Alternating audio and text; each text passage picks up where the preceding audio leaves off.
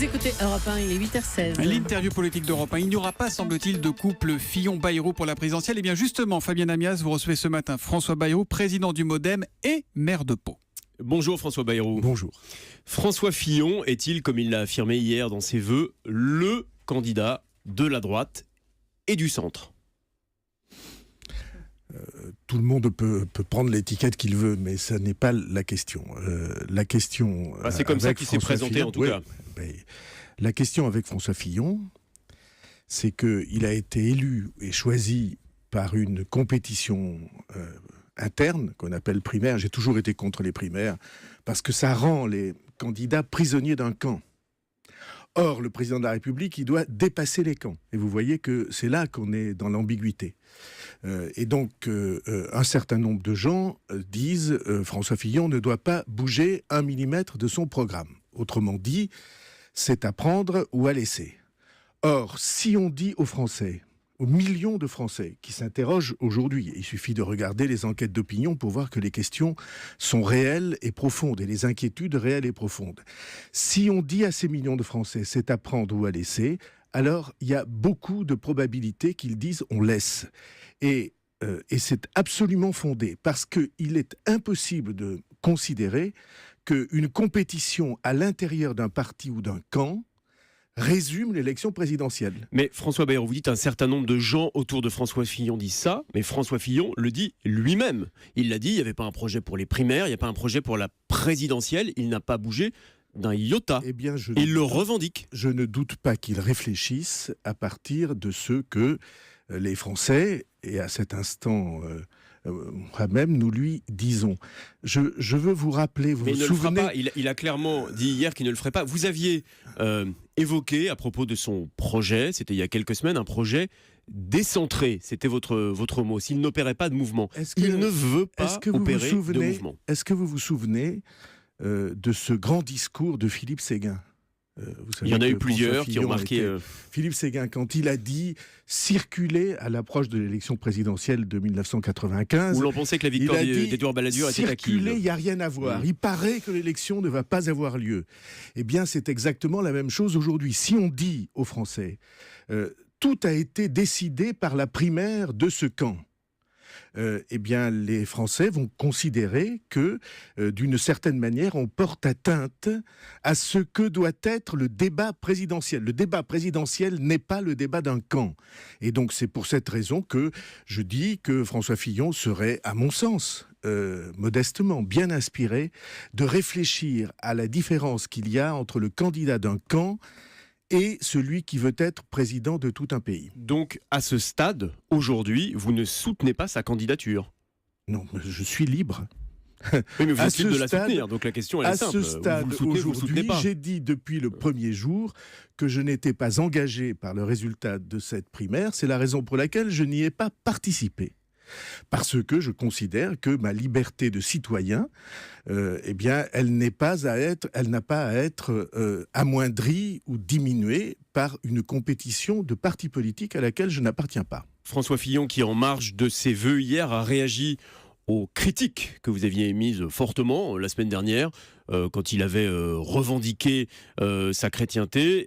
Il est, je le cite, en tout cas il est repris par la presse, Bayrou ne manque pas d'air, il est ridicule, il l'a maintes fois revendiqué sur les réseaux sociaux. Vous êtes ridicule, hein, ce sont ces mots. Vous savez ceux bien, qui lui sont prêtés. Ce sont des ambiances comme ça, voilà. Mais ça mérite. Ambiance, ce sont des sujets qui méritent que on s'arrête une seconde pour y réfléchir.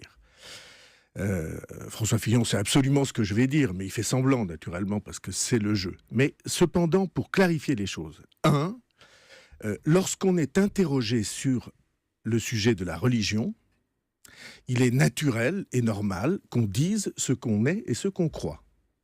Je n'y ai jamais manqué. Mais lorsqu'il s'agit de transformer une conviction religieuse en position politique, alors là, on manque aux principes qui sont les principes de notre pays depuis 2 siècles. La religion, quelle qu'elle soit, ça n'a pas à être une étiquette, ça n'a pas à être une idéologie. Et quand on est interrogé sur la Sécu Eh bien, le fait qu'on ait telle ou telle conviction religieuse n'a rien à voir avec le projet qu'on porte. Vous comprenez la différence, cette séparation que la France a constamment faite entre la politique, l'État et la conviction religieuse, quelle que soit la religion ou l'absence de religion. Mais ça, vous aviez l'occasion de le dire, François Bayrou, mais les mots qui lui sont rapportés ce matin dans la presse montrent en tout cas que le dialogue entre vous est encore à bâtir. Vous voyez la presse, vous voyez un mot de la François presse. Bayrou, ouais. Il y a 15 jours... Parlons de vous plutôt que de la presse. Ah bah écoutez, quand même, c'est votre métier. Mais c'est vous qui êtes invité. 10 jours, et c'était repris abondamment sur votre antenne, il y avait un article dans un journal qui disait l'accord secret entre Bayrou et Fillon. C'était dans le Canard enchaîné. Vous l'avez démenti, François Bayrou. Eh ben voilà. Non, on ne l'a pas spécialement repris, et en tout cas, vous l'avez démenti. Essayons d'être aussi objectifs qu'on peut l'être. Alors, soyons objectifs sur un autre candidat à la présidentielle. Emmanuel Macron, qui se trouve en Allemagne, on l'a écouté tout à l'heure dans le journal de 8 heures, qui s'affiche européen, qui revendique des valeurs de progrès, qui refuse de se classer à gauche. Finalement, ça y est, est-ce que le centre n'a pas trouvé son candidat ? Eh bien, écoutez, le centre va dans les semaines qui viennent, en tout cas, cette partie importante du centre que je représente va, dans les semaines qui viennent, sans précipitation, dire ce qu'il en pense. Moi, j'ai 2 interrogations sur Emmanuel Macron. La première, c'est... C'est-à-dire que le centre va se prononcer sur la candidature d'Emmanuel Macron ? Non, pas du tout. Faites pas semblant de ne pas comprendre. Il faut clarifier les choses. Est-ce qu'il est armé pour être président de la République ? La responsabilité présidentielle, c'est pas tout à fait une responsabilité politique ordinaire. Et deuxièmement, quel est son projet ? Pour l'instant, sur ces 2 interrogations, pour moi, je n'ai pas de réponse affichée ou affirmée. Est-ce qu'il n'est pas aujourd'hui, finalement, ce que vous aurez rêvé d'être ? Brice Hortefeux, la semaine dernière, disait finalement Macron, c'est un Bayrou des temps modernes. Est-ce que c'est pas un Bayrou 2.0 ? Est-ce qu'il n'est pas la vision moderne du centre ? Eh bien, je ne sais pas ce que moderne veut dire lorsqu'il s'agit d'incarner un projet politique qui est différent du projet de la droite et du projet de la gauche. Car le centre, contrairement à ce que vous croyez, ce n'est pas un entre-deux, ce n'est pas un ni-ni. Le centre, c'est un projet politique à part entière qui a ses axes et qui, depuis longtemps, veut proposer aux Français une alternative. Et donc, de ce point de vue-là, on va voir, le jour où Emmanuel Macron dira ce qu'il veut faire, quels sont les axes, quels sont les choix qu'il va faire, à ce moment-là, on saura si ces idées qui sont celles du centre, c'est la même chose avec François Fillon, sont compatibles ou ne le sont pas. Mais François Bayrou, on peut attendre de savoir ce que Emmanuel Macron veut faire, on peut attendre de voir quel candidat socialiste va sortir des primaires. Aujourd'hui, qu'est-ce qui vous empêche de vous décider à être candidat ? On ne comprend pas, très franchement, puisque vous parlez d'être clair. Écoutez, il faut que vous essayiez de comprendre. Je suis libre. Je fais des efforts, mais il faut nous aider. Libre. Est-ce que je suis satisfait par l'offre politique qui est aujourd'hui proposée, comme des millions de Français ? Non, je ne reconnais pas dans l'offre politique proposée les attentes qui sont les nôtres. Donc, celle d'une grande partie du pays. Alors allez-y. Et donc, je ne suis, je ne suis sous pression de personne. J'ai le temps et je suis libre. Mais vous n'avez pas le temps de ça. C'est la présidentielle, c'est dans 3 mois. C'est il faut votre bâtir jugement. un projet, il faut l'exposer, il faut réunir un financement. Je vous proposerai de lire le livre qui va sortir au lendemain des primaires de la gauche. Et je viendrai volontiers en parler ici, et qui exposera ce projet, qui est un projet différent, qui n'est pas seulement le mien, qui est celui de ce grand courant politique, qui a des millions de personnes qui lui appartiennent et qui ne se retrouvent pas dans ce qu'on lui offre aujourd'hui. Donc on sera fixé dans quelques semaines. Un mot simplement de ce qui se passe aux États-Unis. On a appris ce matin, les renseignements américains ont informé le président sortant Barack Obama et le prochain président Donald Trump qu'il avait été espionné par les Russes, que les Russes détenaient des documents compromettants sur lui.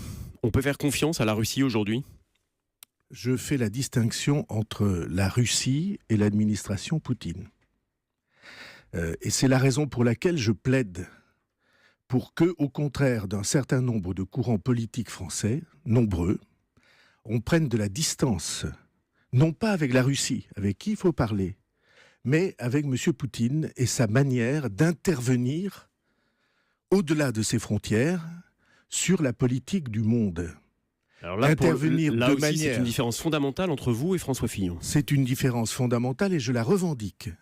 La France n'a pas à être en situation de trop grande proximité avec des responsables politiques d'autres pays, surtout quand ils ont des attitudes qui ne correspondent pas à l'idée que nous nous faisons des relations internationales. Donc on ne peut pas discuter avec Vladimir Poutine, parce que vous dites les Russes oui, Poutine non, mais c'est lui le président. Je n'ai pas dit non.